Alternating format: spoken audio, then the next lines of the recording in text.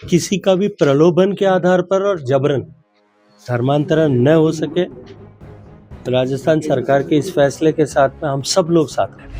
जो लोग जीते हैं पहले वो अपना स्पष्टीकरण दे दें और पहले झारखंड का भी स्पष्टीकरण दे दें।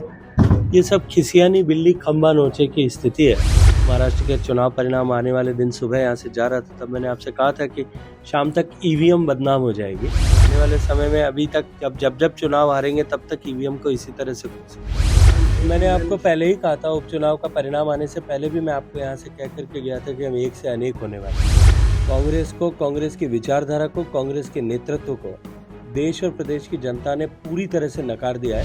विभाजनवादी राजनीति, बांट करके राजनीति करने वाले लोग हैं।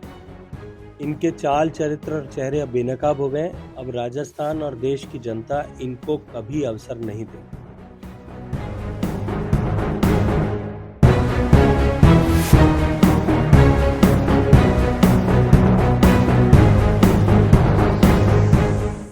राजस्थान की सरकार ने, कैबिनेट ने कल एक प्रस्ताव पारित किया है। किसी का भी प्रलोभन के आधार पर और जबरन धर्मांतरण न हो सके, राजस्थान सरकार के इस फैसले के साथ में हम सब लोग साथ खड़े हैं। इस तरीके से कांग्रेस ईवीएम पे टिकने बोल रही है महाराष्ट्र में। जो लोग जीते हैं पहले वो अपना स्पष्टीकरण दे दें और पहले झारखंड का भी स्पष्टीकरण दे दें।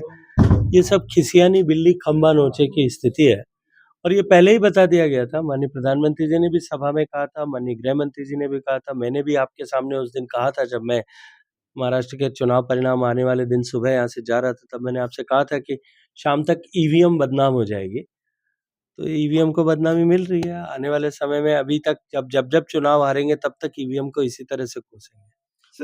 कुंभ होने जा रहा है, आप पर्यटन मंत्री भी हैं, किस तरीके की व्यवस्था है? देखिए, कुंभ दुनिया का सबसे बड़ा मनुष्यों का एकत्रीकरण है।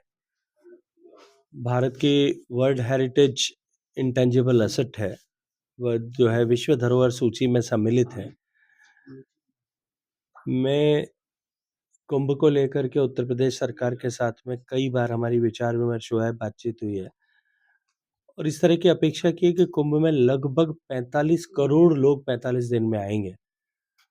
हर आने वाले व्यक्ति के कम्युनिकेशन, कम्यूटेशन, वहाँ सैनिटेशन और उसका एक्सपीरियंस, इन चारों चीज़ों विषयों को लेकर के भारत सरकार और उत्तर प्रदेश सरकार निरंतर काम कर रही है।